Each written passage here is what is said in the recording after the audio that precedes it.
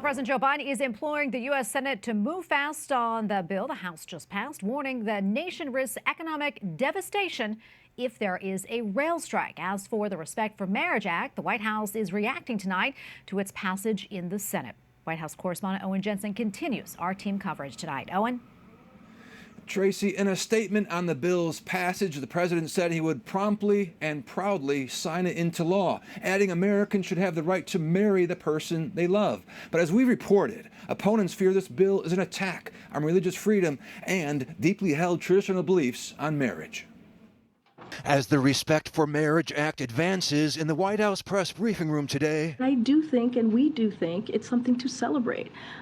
There's always going to need to be more work to do in any legislation that's passed. but outside the White House and the halls of Congress, plenty of opposition. The America First Policy Institute says the bill opens the door for discrimination and legal threats against those who believe in traditional marriage. And the U.S. Conference of Catholic Bishops warns the bill's religious freedom protections for the faithful are insufficient.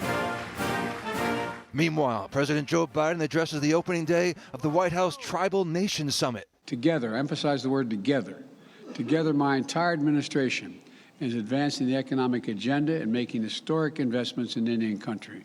And I might add that are long overdue. The gathering coinciding with National Native American Heritage Month. One goal, a plan to revitalize native languages. Learning native language leads to better outcomes in school, builds confidence in students, and passes down old traditions to new generations. It matters. Also today, Vice President Kamala Harris welcomes French President Emmanuel Macron.